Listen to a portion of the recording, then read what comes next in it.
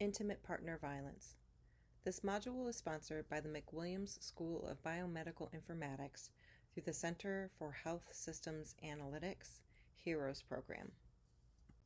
In this module, we will be discussing some very sensitive information and maybe even some triggering information about intimate partner violence or domestic violence.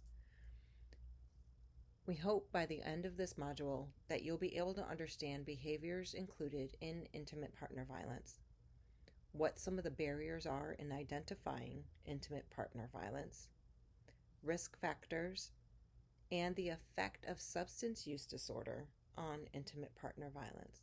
And lastly, some prevention and protective measures that can be taken for intimate partner violence. Before we get into the definition and understanding intimate partner violence, let's discuss a little bit about what an intimate partner is first.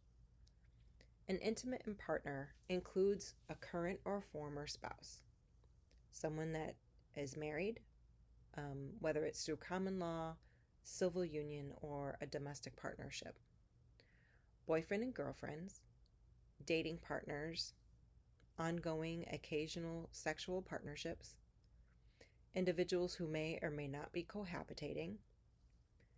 They can be the opposite sex or the same sex. And it does include individuals who have had children together. They have had a previous relationship, but are not currently in a relationship, so they're considered former intimate partners. Now that we know what an intimate partner is, let's discuss what is intimate partner violence. Intimate partner violence falls under domestic violence. It occurs when an individual in an intimate relationship coerces, controls, demeans, or abuses their partner. It can be physical, psychological, emotional, spiritual, geographical, and economical. Intimate partner violence can vary in how often it happens, and it can vary in how severe it is. It can range from one episode of violence that could have lasting impact to chronic and severe episodes over multiple years. Intimate partner violence can include several different types of behaviors that we will talk about as we move through this module. Some facts about intimate partner violence.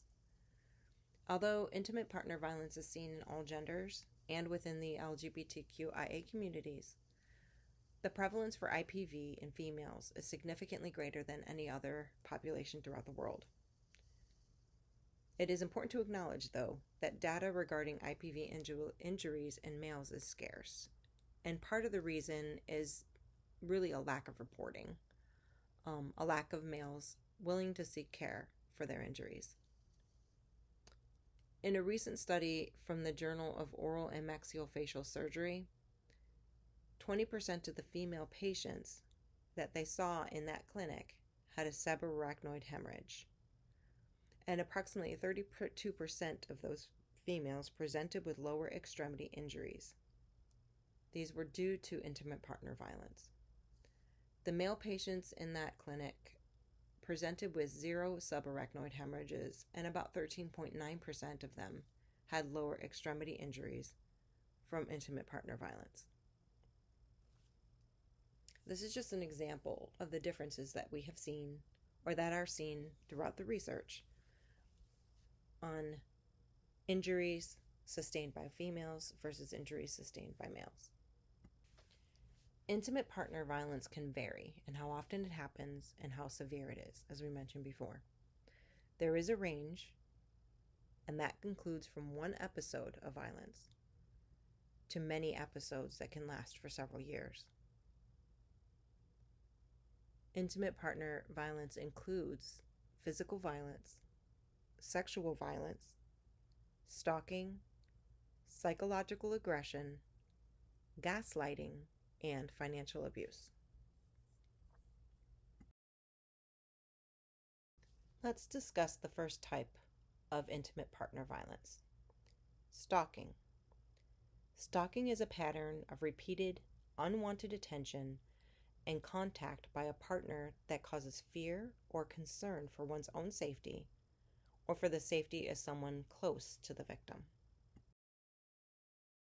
Sexual violence is forcing or attempting to force a partner to take part in a sex act, sexual touching, or a non-physical sexual event such as sexting, when the partner does not or cannot consent. Financial abuse includes controlling all financial decisions in the relationship without the consent of the partner, not allowing their partner to work, controlling all the financial decisions, harassing the partner at work, or destroying the partner's credit. Gaslighting. So, although this was thought to be relatively new, gaslighting has been around since 1944 and was coined gaslighting from the American film Gaslight. Gaslighting includes manipulating someone by psychological means to make them question or doubt their own sanity. Psychological aggression is the use of verbal and nonverbal communication with the intent to harm a partner mentally or emotionally, and or to exert control over a partner. Physical violence. Physical violence includes the intentional use of physical force. It is when a person hurts or tries to hurt a partner by hitting, kicking, or using another type of physical force, which could lead to death, injury, disability, or harm. This includes scratching, pushing, shoving, throwing, grabbing, biting, choking, shaking, hair pulling, slapping, punching, hitting, burning, or use of a weapon such as a gun, knife, or another object. Partner violence is not a white problem, it's not a brown problem, and it's not just a black problem. It affects people across all demographics, across all genders, and across all sexual orientations. And it can affect anyone at any age or ethnic identity. Most importantly, though, and what is very telling, is there is a clear association between emotional regulation and intimate partner violence, predominantly for physical, psychological, and sexual intimate partner violence perpetration. There are many barriers towards recognizing intimate partner violence, and many of them are based on gender norms and perceptions. And even despite the evolution and understanding of gender and gender roles, stereotypes continue to exist. There's ideology about men and women, and these ideologies persist, with men being considered aggressive and competitive and dominant, and that expectations for women include being pretty and affectionate and passive and in need of protection. These expectations continue to reinforce these gender inequities and discrimination, and it furthers the acceptance of gender-based violence. The perception that women are subservient to men frames intimate partner violence as a power imbalance and a problem of men's violence towards women. These traditional ideals result in ambivalence, especially when the perpetrator is male. This increases in bystander hesitancy to get involved, because these bystanders believe that this is just a family problem or a domestic concern. It's not something to be interfered with. Or that male aggression against another male is believed to be simply a fight between men. Personal acceptance or perceived acceptance of gender norms can negatively influence bystander behavior. So, as the bystander may not view the victim as needing or even deserving any help. Acceptance of gender norms can also lead to the belief that only women can be victims, and that only men are the perpetrators. And this creates the mindset that only violence against women is serious enough to take action. The stereotype of women as being dainty and ladylike may lead one to believe that if a woman was victimized, then she must have done something wrong to provoke an attack. She may have broken those traditional prescribed gender norms. And those who believe these sexist gender roles also tend to believe that it's natural for men to dominate women. And then they tend to hold more negative attitudes towards female rape victims. So even though a sexual interaction was not consensual,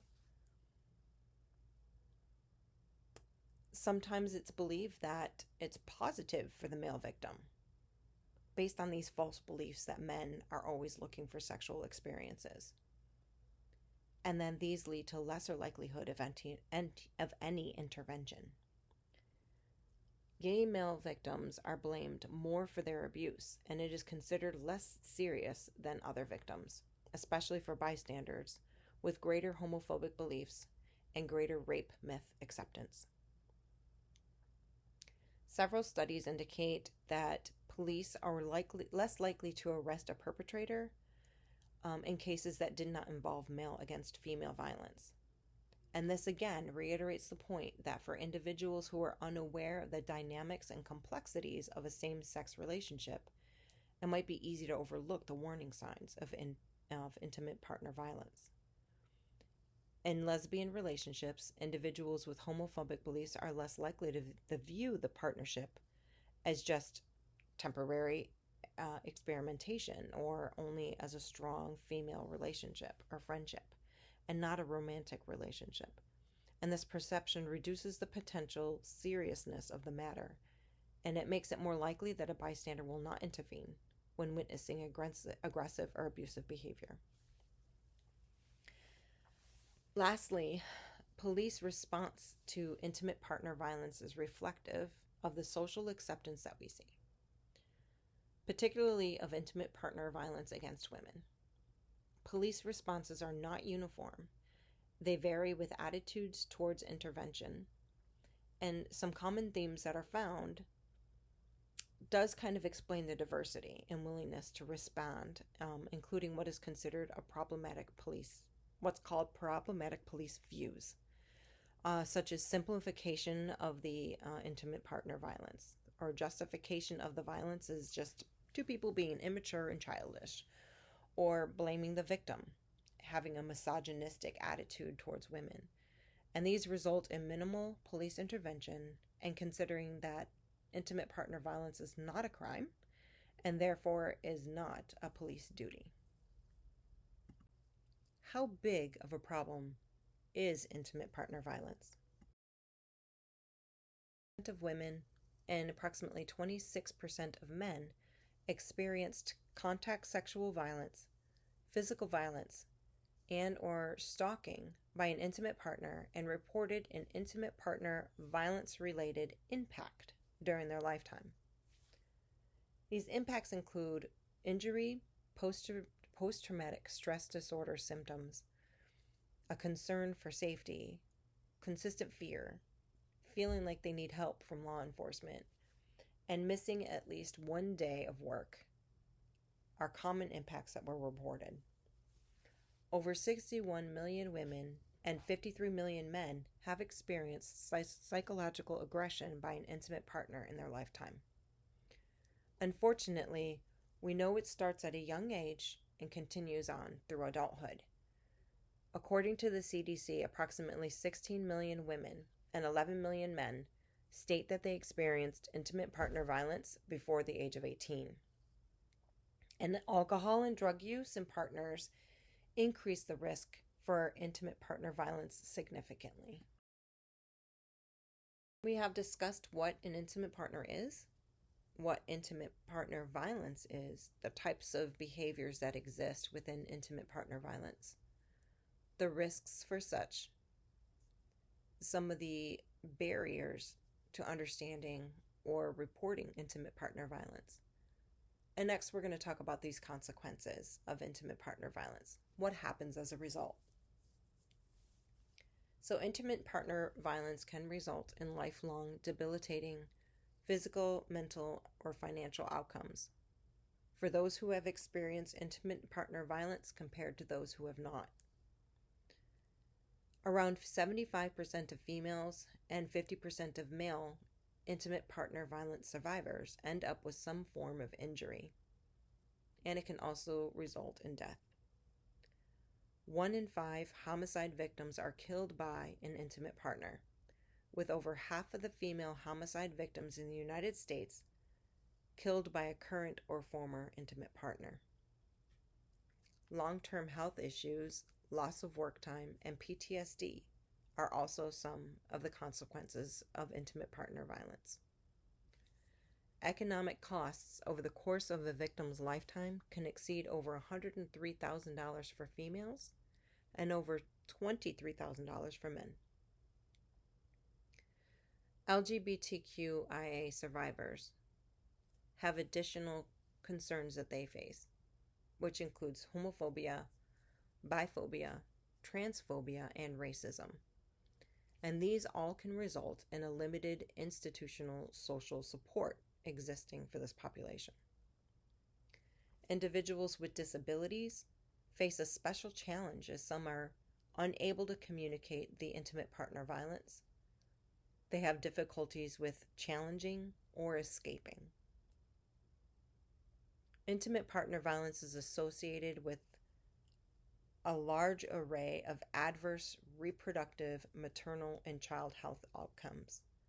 It includes women's risk for long-term health conditions such as physical disability, chronic pain, depression, unwanted and unplanned pregnancies, miscarriages, sexually transmitted diseases, HIV infection, neonatal, infant, and maternal mortality, low birth weight, malnutrition, stunting and wasting, mental health disorders, depression, and suicide.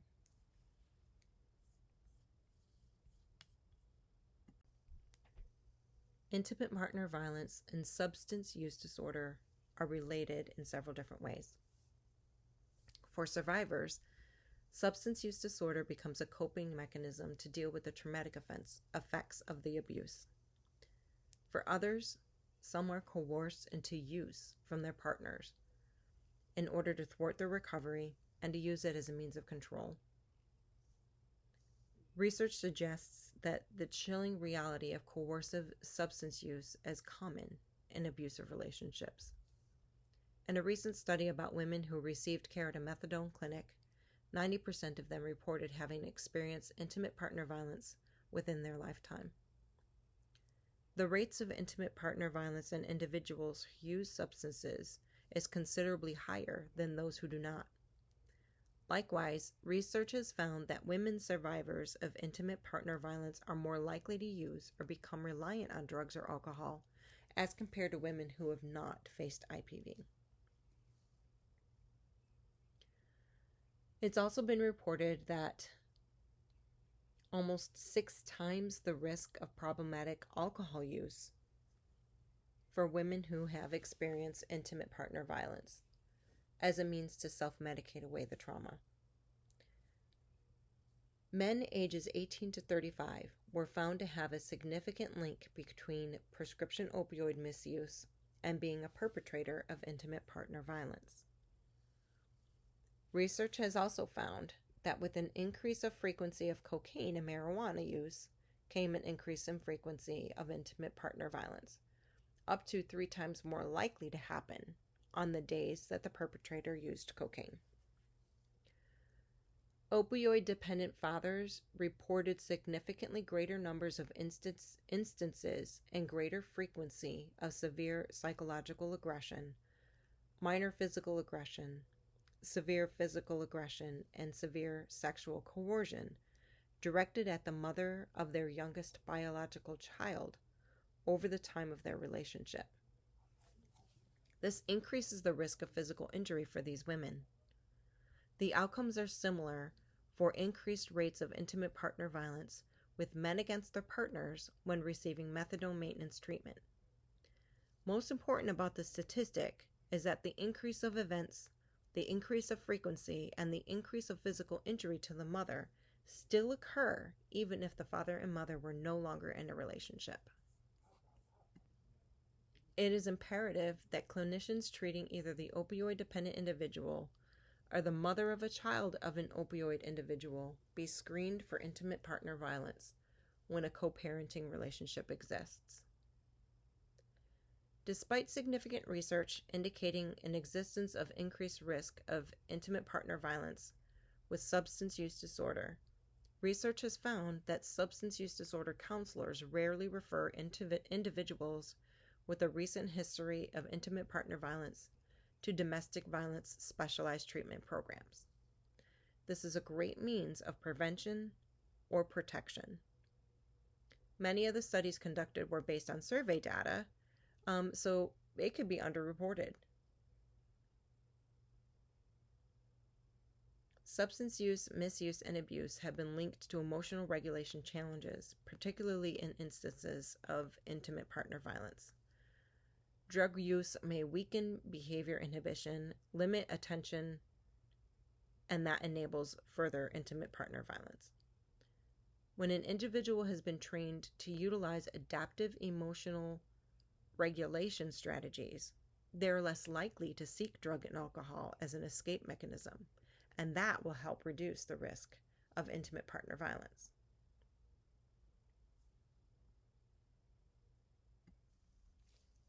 Additional preventative and protective measures include having more progressive views towards intimate partner violence. These progressive views include understanding the complexity of the intimate partner violence cases. We need to see that these cases are difficult to resolve, and understanding that the seriousness of the incidences are worth the police time and intervention. Understanding the struggle of the individual and understanding that they may really have difficulty leaving the relationship. These attitudes all result in a more proactive response. When intimate partner violence is considered a severe crime and arrests exist, this acts as a deterrent for others. Studies suggest that the training for police and the first responders include targeted training for both the novice and the supervising officer, because the supervising officer's attitudes will influence the novice officer. Content should be multidisciplinary. It should include training and proactive attitudes. It should include experiences of the victims, and the supervisor should be included to help support the training. Intimate partner violence is best understood as an ongoing pattern of power and control in romantic relationships that is enforced by the use of abusive tactics such as intimidation, threats, physical or sexual violence, isolation, economic abuse, stalking, psychological abuse, and coercion related to mental health and substance use. With the increase in opioid use since COVID-19, research has suggested there has also been an increase in intimate partner violence. Practitioners should be aware of the possibility of increased risk of intimate partner violence for both the partner of the opioid user, but also for the user themselves when partnered with another opioid user. Intimate partner violence presents in patients entering the emergency room department even when they're not necessarily there for that reason. Since COVID-19 pandemic began, intimate partner violence against pregnant women became much more prevalent. It was also linked to financial insecurity, the stress and concerns over childcare that existed during the height of the pandemic, and poor coping strategies, including the increased use of drugs and alcohol.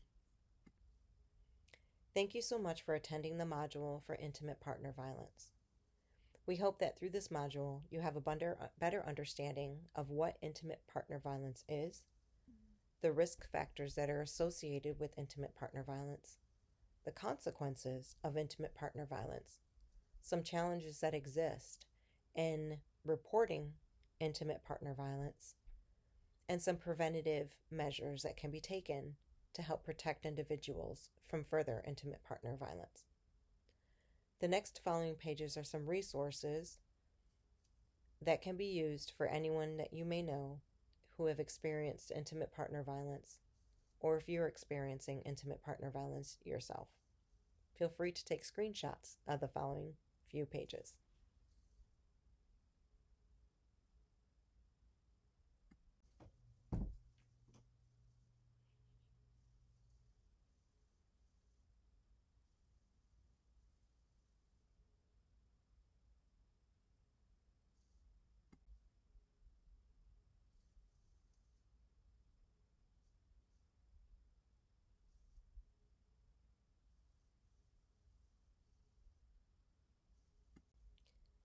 For any additional information, or if you need help, please reach out to the UT Health Heroes Program.